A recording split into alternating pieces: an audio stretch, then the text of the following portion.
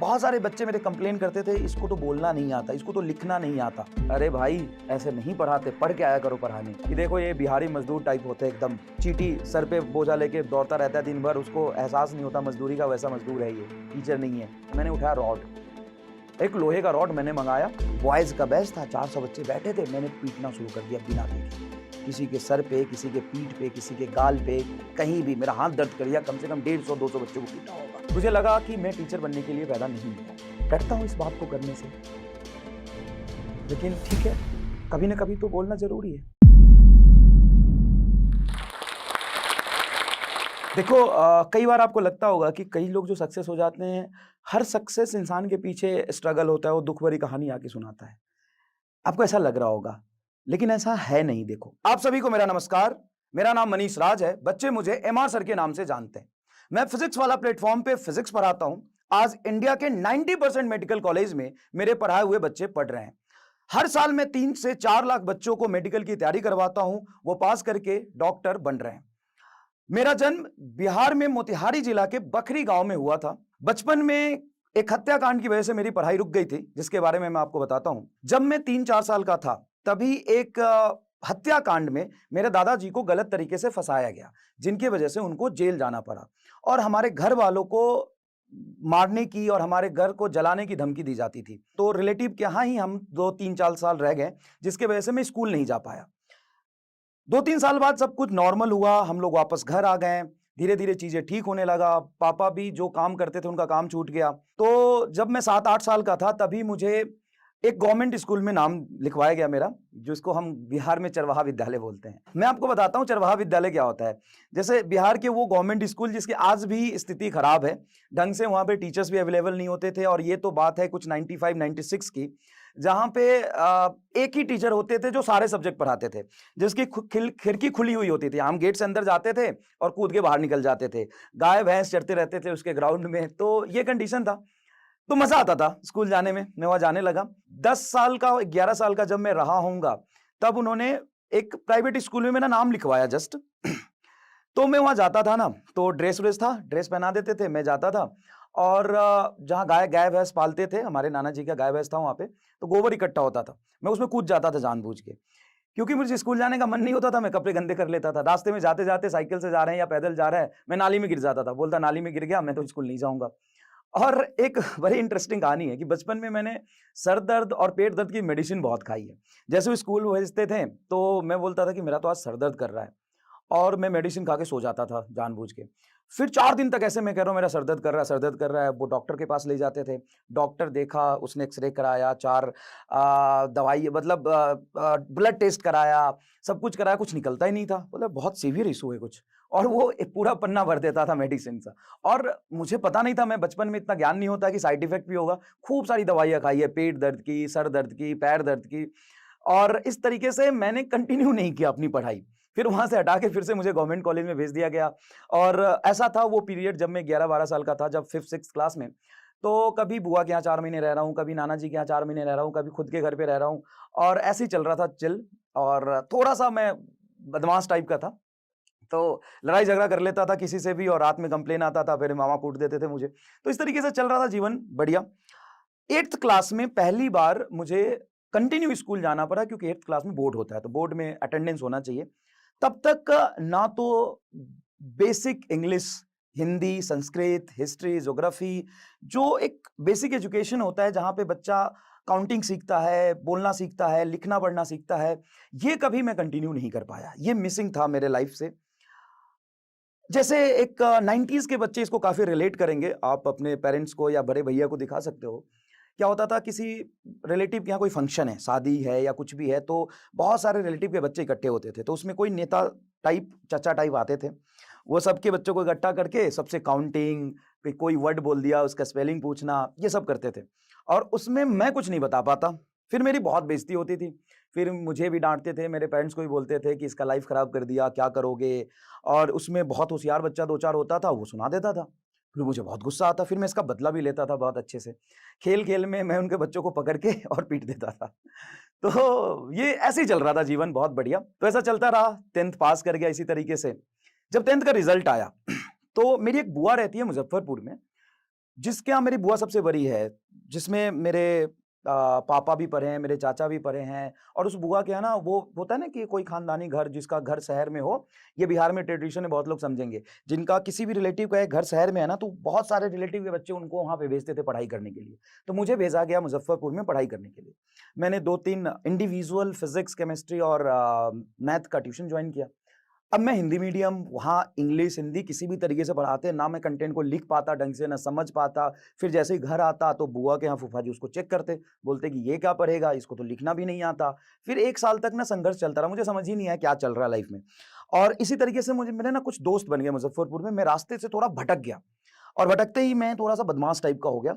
जैसे कहीं मोहल्ले में कोई लड़ाई हो रही है तो वहाँ पे मुझे बुलाते थे, लड़ना है, किसी को पीटना है या कहीं पे मतलब ऐसे ही मंदिर-मंदिर घूमते रहना, कहीं साइकिल उठा लिया, पूरे मुज़फ़्फ़रपुर में साइकिल से घूमते रहते थे, एलिस कॉलेज में जाके उसके हॉस्टल में बैठते थे, वहाँ पे हमारी मीटिंग होती थी। तो ऐसे ही चल रहा था लाइफ़। तभी तक 12th बोर्ड का पेपर आ गया। अब पेपर में पढ़ा तो कुछ था नहीं और मेरी जो बुआ फूफा जी थे, वो घर का सारा काम मेरे से कराते थे क्योंकि मैं पढ़ता तो था नहीं, तो घर का सारा काम करता था, सब्जी लाना, घर का कोई काम हो गया, सिलेंडर लाना, तो सारा काम मैं करता था। जैसे ही पेपर हुआ, 12th बोर्ड का पेपर हुआ, रिजल्ट आया, मेरे मार्क्स आए 48.7%। अब आप समझ सकते हो कि बिहार में बिहार बोर्ड से 48.7% मार्क्स मतलब सेकंड डिवीज़न, घर पे बहुत ज़्यादा बेइज़्ज़ती हुई, बहुत ज़्यादा डाँट सुना मैं और मेरी जो बुआ थी, उन्होंने बस ये बोला मुझे कि यहाँ पे जो भी रह के पढ़ाई किया है, सब आज नौकरी कर रहा है, सब अच्छे से पास किया है, फर्स्ट डिवीज़न से पास किया है, तुम ऐसा हो जो मेरा नाम खराब कर दिया। तो ये बात बहुत बुरा लगा। उन्होंने मतलब यहाँ तक बोल दिया कि मतलब इज़्ज़त डुबा दिया तुमने समाज में मेरा, मतलब इस घर का तुमने नाश कर दिया। फिर मैं घर छोड़ के भाग आया। घर छोड़ के भाग आया, मुज़फ़्फ़रपुर स्टेशन पे मैं बैठा और 2 दिन तक मैं वहाँ पे बैठा रहा। इधर कोलकाता है, इधर दिल्ली है। तो जो दिल्ली से ट्रेन आती है, वो कोलकाता की तरफ जाती है। तो मैं सोचता मैं कोलकाता चला जाता हूँ, वहाँ रहूँगा। फिर जो कोलकाता से ट्रेन आती है, वो दिल्ली जाती है। मैं सोचता दिल्ली चला जाता हूँ, वहाँ पे अकेले कहीं काम कर लूँगा, वहाँ पे रहूँगा। लेकिन 2 दिन में मेरी हिम्मत नहीं हुई ट्रेन में पैर रखने की। फिर मैं अपने नाना जी के पास गया और उनके पैर पकड़ के रोने लगा। मैंने सोचा कि अब पढ़ूँगा। तो उन्होंने कुछ पैसे दिए मुझे। उस पैसे में एक ही ट्यूशन आ सकता था, वो फिज़िक्स का ट्यूशन मैंने जॉइन किया मुज़फ़्फ़रपुर में। मकबूल हसन सर हैं, वो आरडीएस कॉलेज के प्रोफ़ेसर हैं। उनसे मैंने फिज़िक्स का ट्यूशन जॉइन किया, 2-3 अच्छे दोस्त बनाए, जो मैथ और केमिस्ट्री मुझे पढ़ा दी। इस तरीके से मैंने वहाँ पे अपना पढ़ाई शुरू किया। जब पढ़ाई मैंने शुरू किया, थोड़ा-सा अजीब-सा लगेगा कि जिस बच्चे ने कभी स्कूल में जाके पढ़ाई नहीं करी, वहाँ से ऐसा टर्निंग पॉइंट आया कि मैं रात में 8 बजे उठता था शाम को। मतलब मेरे सोने का टाइमिंग था दिन में 2 से 3 बजे के बीच और रात में 8 बजे मैं उठता था। क्योंकि इसी समय घर पे ज़्यादातर लोग आते हैं या घर में चहल-पहल होती है, तो इस समय मैं सोता था। और रात में 8 बजे उठ के सुबह 7 बजे तक मैं पढ़ाई करता था। मतलब ऐसा था कि मैं पढ़ूँगा, दिक्कतें आई मुझे आज भी मैं क्लास में पढ़ाता हूँ ना, तो मैं इंग्लिश के वर्ड गलत लिखता हूँ। जब मैंने पढ़ाने का जर्नी शुरू किया था ना, तो बहुत सारे बच्चे मेरे कंप्लेन करते थे, इसको तो बोलना नहीं आता, इसको तो लिखना नहीं आता। ये स्टार्टिंग के डेज़ से, तो उस समय मेरी मतलब प्रॉब्लम थी कि मुझे पढ़ना, लिखना नहीं आ रहा था, लेकिन फिर भी मैंने कोशिश किया। 2-3 दोस्त थे जिसके साथ मैं बैठ के पढ़ाई करता था, दिन में 10-11 बजे, फिर मैं कोचिंग जाता था। इस तरीके से मैंने पूरे 1 साल पढ़ाई करी। जेईई का पेपर देने का मेरा हिम्मत नहीं हुआ, मैं सच बताऊँ। लेकिन मैंने एआई ट्रिपल ई का पेपर दिया था, जिस समय जेईई मेन के इक्विवेलेंट एग्ज़ाम होता है। उस एआई ट्रिपल ई में मेरा रैंक 1 लाख के आस-पास था। लेकिन मैंने दोबारा बोर्ड का पेपर दिया। उस समय मेरे 84% मार्क्स बने और कॉलेज का मैं टॉपर था उस साल। लेकिन तभी मेरे पापा से जो छोटे भाई थे, उन उसी के आस-पास में उनका देहांत हो गया था, उससे थोड़ा पहले ही। तो जिसकी वजह से और ज़्यादा घर पे प्रॉब्लम हो गया और 5 साल जब आप कहीं बाहर रह लेते हो, पढ़ाई कर लेते हो, तो घर वालों की उम्मीदें होती है, ये कुछ अब ठीक करेगा। मैं अपने मम्मी से थोड़ा क्लोज़ हूँ, तो बहुत कष्ट में उन्होंने पाला है मुझे बहुत बचपन से ही। तो उस समय था कि अब क्या करें? तभी आकाश इंस्टीट्यूट का कैंपस रिक्रूटमेंट आया था, दिल्ली यूनिवर्सिटी से, तो मैंने अपना पीएचडी छोड़ दिया और मैं आकाश में चला गया एज़ अ टीचर, मेरा प्लेसमेंट हो गया वहाँ पे। बढ़िया कुछ आज भी याद है मुझे 6 लाख का प्लेसमेंट मिला था, घर पे बताया और वहाँ पे जाके ना जिस दिन प्लेसमेंट हुआ, जिस दिन जॉइन किया था, उस दिन बैंक अकाउंट खुला था और वो बैंक अकाउंट मेरे घर का पहला बैंक अकाउंट था। तो उन्होंने पहली पोस्टिंग आकाश में मुझे जयपुर मिला। जयपुर में मैं गया, वहाँ पे सचिन जाखड़ सर जो मैथ पढ़ाते हैं, आप सब लोग जानते होंगे, वो मुझे मिले। वो भी एज अ ट्रेनी आए थे, पहला प्लेसमेंट था, दूसरा था उनका शायद, वो मेरे से सीनियर है थोड़े 6 महीने या 1 साल। मैं गया, तो वहाँ पे क्या था कि वहाँ पे फिर हमारे डेमो शुरू हुई। वहाँ पे 40 टीचर, 20 टीचर बैठ के डेमो लेते थे हमारा। तो सचिन सर का प्रेजेंटेशन अच्छा था, बोलते अच्छा थे, पढ़ाते अच्छा थे, उनका डेमो सबसे अच्छा जाता था। 4-5 लोग थे हम लोग। सचिन सर का डेमो बहुत अच्छा जाता था, सबसे खराब मेरा जाता था। जैसे ही मैं पढ़ाना शुरू करता, वहाँ से पीछे बैठा हुआ टीचर बोलते हैं कि, "अरे भाई, ऐसे नहीं पढ़ाते, पढ़ के आया करो पढ़ाने।" दूसरा कहता कि, "भाई तुम पढ़ाओगे तो बच्चे कल रिफंड माँग लेंगे।" चौथा बोलता कि, "तुम रहने दो, तुमसे नहीं होगा।" तो 2 महीने के पीरियड में ना मैं डिप्रेशन में चला गया थोड़ा। मुझे लगा कि सच में नहीं हो पाएगा मेरे से। लेकिन जब घर पे बात करता तो मुझे लगता कि पैर पीछे नहीं खींच सकता था। मुझे लगा कि मैं टीचर बनने के लिए पैदा नहीं लिया हूँ। लेकिन फिर भी मैंने सोचा कि करना पड़ेगा यार, कोशिश करो। उस समय एक रितेश अग्रवाल सर फिज़िक्स के टीचर थे। वो बहुत बेइज़्ज़ती किया करते थे मेरा। जैसे ही मैं जाता था बोलते तेरे से नहीं होगा, इधर आ। फिर मैं इधर आके बैठता, सर जाके पढ़ाते थे, वो थोड़ा समझाते थे। फिर मैंने उनसे बहुत कुछ सीखा और उनसे जो सीखता था, फिर मैं वैसे-वैसे धीरे-धीरे पढ़ाने लगा, मेरा इम्प्रूवमेंट हुआ। उन्होंने बोला कि तुम 11-12 तो नहीं पढ़ा सकते हो, तुम्हें 9th-10th पढ़ाना पड़ेगा, नहीं तो तुमको ट्रांसफर दे देंगे। मैंने बोला मैं पढ़ा लूँगा। मैंने 9th-10th पढ़ाना शुरू किया था, ये बात है 2014 की। 9th-10th से मैंने पढ़ाना शुरू किया, जब मैंने 6 महीने पढ़ाया तभी उन्होंने एक हिंदी मीडियम का बैच दिया मुझे। किसी तरीके से कोई पढ़ाने वाला टीचर नहीं था तो मुझे दे दिया। मैंने उसमें इतना मेहनत किया, मतलब रात में 8-8 घंटे पढ़ के तब मैं 2 घंटे का लेक्चर तैयार करता था। और जितने भी कॉम्पिटिटिव एग्जाम्स के बुक होते हैं, जितने भी कोचिंग इंस्टीट्यूट की किताब होते हैं, सब मैंने बैठ के सॉल्व कर लिया वहाँ पे, क्योंकि क्लास थी नहीं, 9th-10th को पढ़ाता था, एक बैच था हिंदी मीडियम का, तो मुझे टाइम मिला, मैंने सारा कुछ सॉल्व कर लिया। मैं बच्चों से जा के पूछता था, तुम्हें डाउट है तो पूछ लो। सभी बच्चों को मैंने बता दिया कि कोई भी डाउट है तो पूछ लो। बच्चे आते थे, मेरे से सवाल नहीं होता था, मैं कल उसको सॉल्व करके ले जाके उनको दे देता था कि ये हो गया देख लो। मतलब थोड़ा-सा अच्छा नहीं लगता था, लेकिन ठीक है, मैंने इसको एक्सेप्ट कर लिया कि यार ये मेरी कमजोरी है, मुझे सीखना पड़ेगा। टीचर्स हँसते भी थे वहाँ पे। मुझे आज भी याद है कि स्टाफ रूम में मैं बैठा बता रहा होता था, तो कई लोगों ने ये भी बोला कि देखो यार, ये शायद यहाँ पे बोलना ठीक है या नहीं, कि देखो ये बिहारी मजदूर टाइप होते हैं एकदम। जैसे चींटी सर पे बोझा लेके दौड़ता रहता है दिन भर, उसको एहसास नहीं होता मजदूरी का, वैसा मजदूर है ये, टीचर नहीं है। लेकिन ठीक है, बढ़िया, वहाँ पे थोड़ा मज़ा आने लगा। बच्चा को जब डाउट बता देता तो खुश होके जाता तो अच्छा लगता। तो धीरे-धीरे उन्होंने ना रितेश सर ने देखा कि हाँ यार, ये अच्छा पढ़ा रहा है, तो उन्होंने मुझे बैचेज़ में डाल दिए, 11th के बैचेज़ में इंग्लिश मीडियम में। फिर इंग्लिश मीडियम में बैच में मैं पढ़ाना शुरू किया, तो उसी साल 4-5 बैच मुझे इन 11th के दे दिए उन्होंने। फिर वहाँ पे ऐसा हुआ कि एक समय पे मतलब बच्चे मुझे इतना प्यार करने लगे, इतना कुछ वो बच्चों से मैं घुल-मिल के रहता था, बच्चे पसंद करने लगे, कि वो टीचर के दिमाग में मतलब मैं उसमें खलने लग गया मैं। टीचर मेरे से नफ़रत करने लगे दूसरे टीचर कि बच्चे इसको इतना पसंद क्यों करते हैं। एक बार की कहानी याद है, मैं आपको सुनाऊँ, मैंने क्लास में भी बताया। एक बार क्या हुआ था कि होली का समय था, होली में छुट्टी होती है, तो देखो क्रांतिकारी तो मैं बचपन से हूँ, खून में ही है ना? तो क्या हुआ कि होली की छुट्टी होनी थी, 2 दिन बाद होली थी, छुट्टी हो गया, तो 2 बच्ची मेरे पास रोती हुई आई, मैं क्लास में डाउट रूम में बैठ के डाउट बता रहा था। बोले कि सर देखो, बाहर ना बच्चे ड्रिंक करके, दारू पी के लड़कियों को छेड़ रहे हैं, अपने ही क्लास के बच्चे। ज़बरदस्ती रंग गुलाल लगा रहे हैं। मैंने बोला अच्छा, मैं जाता हूँ। मैं नीचे गया, मैंने उठाया रॉड, एक लोहे का रॉड मैंने मँगाया और मैं रॉड को घसीटता हुआ बाहर निकला। तभी पीछे से 4-5 लोग और आ गए। मैंने ज़ोर से चिल्लाया कि चलो रे घर जाओ सब, क्या कर रहे हो यहाँ पे? मजाक बना के रखा है, निकलो सब, वैन में बैठो, निकलो यहाँ से।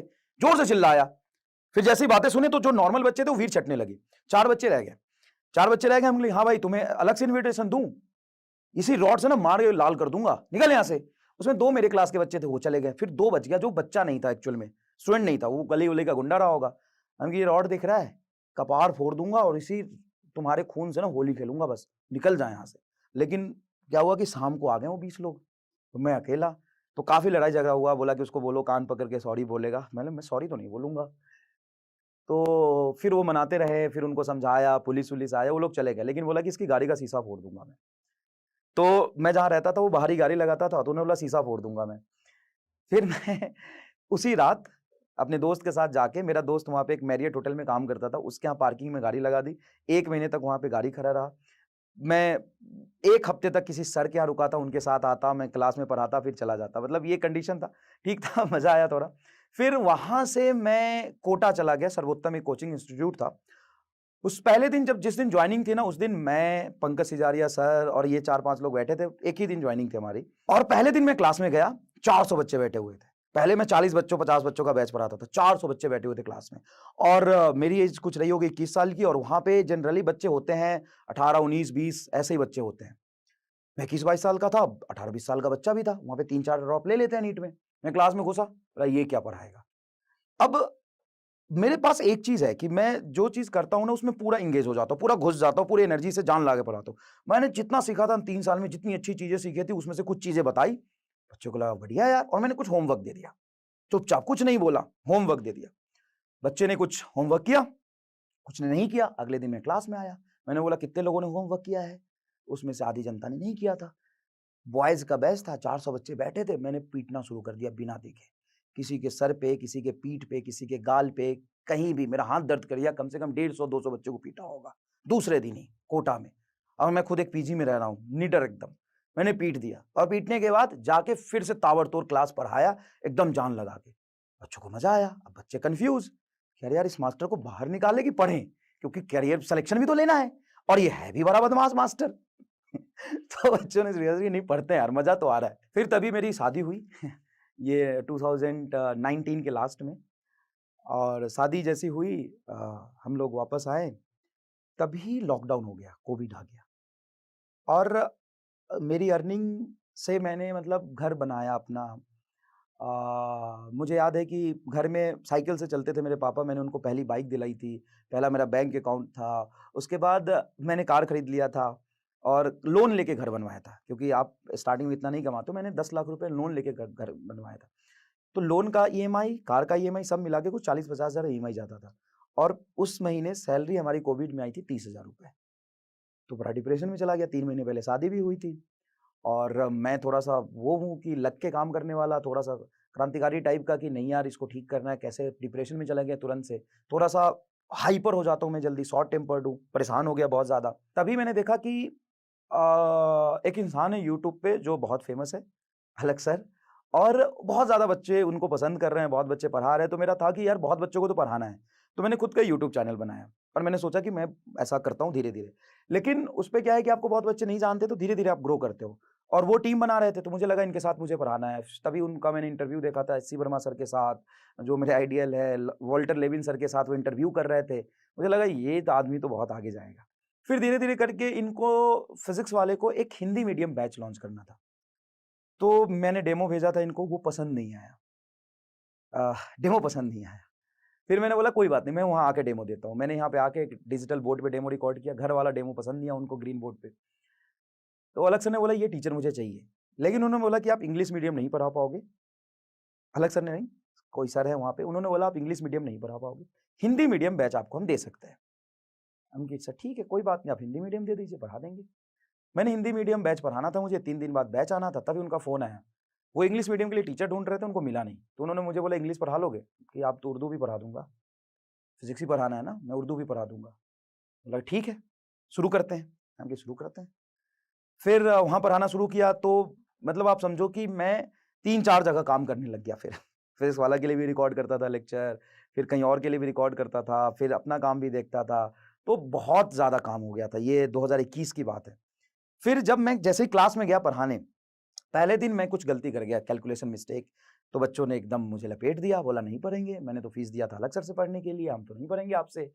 तभी अलग सर ने बहुत सपोर्ट किया। कुछ बोला नहीं, यही तो सपोर्ट है, वैसे क्या सपोर्ट करेंगे, कुछ बोला नहीं। फिर यार 4 दिन बाद में एक मैसेज आया अननोन नंबर से, कि यार मैंने मेल चेक किए और आपका फीडबैक देखा, बहुत बढ़िया पढ़ा रहे हो सर आप। मैंने पूछा आप कौन? वो तो मैं ठीक हूँ, मैं तो अच्छा पढ़ाता हूँ, लेकिन आप कौन बोल रहे हो? उसका रिप्लाई नहीं आया, उनका रिप्लाई नहीं आया। मैंने फिर उसको उस पे ट्रू कॉलर पे सर्च किया, ये आदमी कौन है भाई इतनी तारीफ कर रहा है? मैंने देखा, कौन है? मैंने देखा अलग पांडे। तो मैं बोला अच्छा। मैंने उनको जाके बोला सॉरी सर मुझे नहीं पता था आपका नंबर है। बोला कोई बात नहीं सर।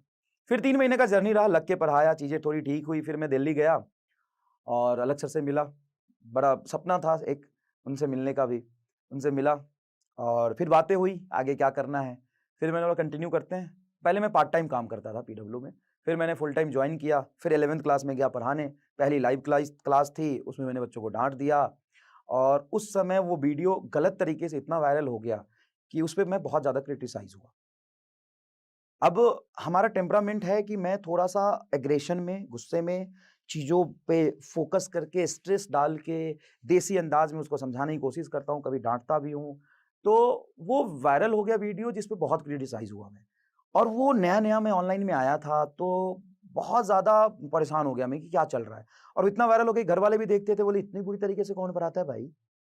और मैं जो मतलब नॉर्मल लाइफ़ में हूँ और जब मैं पढ़ाता हूँ, तो थोड़ा-सा अलग हो जाता है। तो तुम ऐसे हो क्या यार? दोस्त भी मज़ाक बनाने लगे जो शायद मेरे कुछ स्कूल में या कभी मेरे साथ कॉलेज में पढ़े थे, कि ये क्या कर रहे हो? वो भी कोई-कोई मुझे रोज़ लिंक भेज देता था वीडियो का। तो बड़ा बुरा लगा। उस समय मैंने थोड़ा चेंज किया पढ़ाने का तरीका, थोड़ा-सा पेशेंस लाया, ठहराव लाया। आज भी मेरी जो पहली वीडियो है यूट्यूब वगैरह पे, वो बहुत चिल्ला-चिल्ला के पढ़ाता था मैं। जैसे ऑफलाइन में 400 बच्चे बैठे हैं, उसको कैसे कंट्रोल करोगे? तो ये था, लेकिन मैंने थोड़ा तरीका अपना चेंज किया और बच्चे पढ़ना पसंद करने लगे। धीरे-धीरे बच्चे को समझ आया कि ठीक है यार, कांसेप्ट समझ में आ रहा है, चीज़ें विजुअलाइज़ हो रहा है, सवाल सॉल्व हो रहे हैं। बच्चों ने एक्सेप्ट किया। धीरे-धीरे जर्नी आगे बढ़ा। जब 2012 की बात थी, तो उस समय यूट्यूब पे मैंने एक दिन मतलब एक दिन क्या, 1 एंड हाफ डे कह सकते हो, ब्रेक लेके मैंने 24 घंटे लगातार पढ़े। 12 घंटे, फिर 1 एंड हाफ डे ब्रेक, 30 घंटे का ब्रेक, फिर मैंने 12 घंटे पढ़ा है। और वो जो वीडियो था, एक दिन में कुछ 10-12 लाख लोगों ने देखा।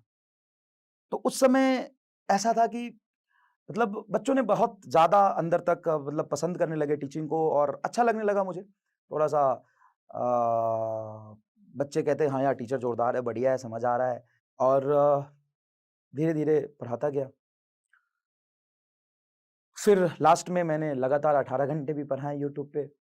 एक दिन में उसको 2.5 मिलियन लोगों ने देखा और काफ़ी बच्चे पढ़े। नीट का पेपर हुआ, इस बार बच्चे सेलेक्ट भी हुए। टॉप 100 में 5 ऐसे बच्चे हैं जिनको मैंने पढ़ाए हैं और थाउज़ेंड्स में बच्चे सेलेक्ट हुए हैं। आज के डेट में मैं अगर काउंट नहीं कर सकता, 40-50 हज़ार, 30-40 हज़ार डॉक्टर तो बना दिए। पिछले 3-4 सालों में ज़्यादा बनाए। पहले 10 साल से मैं पढ़ा रहा हूँ, 2014 से। तो आपको लाइफ़ में उठने के लिए, अगर आपने नहीं किया, आप गाँव से हो, आपकी इकोनॉमिकल कंडीशन ठीक नहीं है, बचपन में आपने पढ़ाई नहीं करी, लेकिन अब आप कुछ करना चाहते हो, आगे आपको लगता है कि नहीं, अभी से मैं यू टर्न लेके मैं चीज़ों को ठीक कर सकता हूँ और पढ़ के मेहनत करके आगे बढ़ सकता हूँ, तो डेफ़िनेटली आपको सक्सेस मिलेगा। ज़रूरी नहीं है कि आप नीट क्वालीफाई करोगे, डॉक्टर बनोगे, तभी आप सक्सेसफुल हो सकते हो। आप संघर्ष करते रहो, मेहनत करते रहो और मैं हमेशा कहता हूँ बच्चों को, देखो यार, ईमानदारी से अगर तुमने मेहनत करी ना, तो दुनिया गोल है। तुम्हारा मेहनत घूम के तुम तक ज़रूर आएगा, वो खराब नहीं हो सकता। बट एक ज़रूरी है कि आप फ़ेथ रखो अपने आप पर, मेहनत करो और चलते रहो। अब और ये नहीं कि अब कई बच्चे ये भी कह सकते हैं कि देखो यार, कभी बचपन में स्कूल नहीं गए हैं और फिर इतना बड़ा टीचर बन गया। तो भाई दशरथ राम मांझी भी देखे होंगे, शायद दशरथ राम मांझी, मैं नाम ठीक बोल रहा हूँ। वो पूरा पहाड़ तोड़ दिया आदमी। रियलिस्टिक लगेगा क्या किसी को? मैं तारीफ नहीं कर रहा, मैं बस बता रहा हूँ कि आपको 100% अपना देना होता है एक इंस्टेंट पे, अगर आप कुछ सच में बदलना चाहते हो तो। और जब आप पूरी मेहनत, लगन और संघर्ष करके करोगे, तो भी समय लगेगा, लेकिन चीज़ें ठीक ज़रूर होंगी। ऐसा नहीं है कि सक्सेस नहीं मिलेगा, चीज़ें ठीक ज़रूर होंगी, समय लगेगा। क्योंकि आप जोश टॉक्स देख रहे हैं, तो जाहिर सी बात है कि आप अपनी जिंदगी में कुछ बड़ा करना चाहते हैं और वो सारे स्किल्स सीखना चाहते हैं जिनसे आप अपने सपने पूरे कर सकें। और आपके इन्हीं सपनों को पूरा करने में मदद करता है जोश टॉक्स का इंग्लिश स्पीकिंग ऐप, जिसमें हम आपकी मदद करते हैं उन सारे स्किल्स को सीखने में जिनसे आप बाकियों से आगे बढ़ सकते हैं। चाहे इंग्लिश बोलने में कॉन्फिडेंस और फ्लुएंसी की कमी हो या पर्सनालिटी डेवलप करने में परेशानी हो रही है, इस सब के लिए आपको वन स्टॉप सॉल्यूशन हम देना चाहते हैं और इसका नाम है जोश टॉक्स इंग्लिश स्पीकिंग ऐप। तो इंतजार किस बात का है? आज ही डाउनलोड कीजिए जोश टॉक्स इंग्लिश स्पीकिंग ऐप और अपनी सक्सेस की तरफ एक नया कदम बढ़ाइए। Click the link now.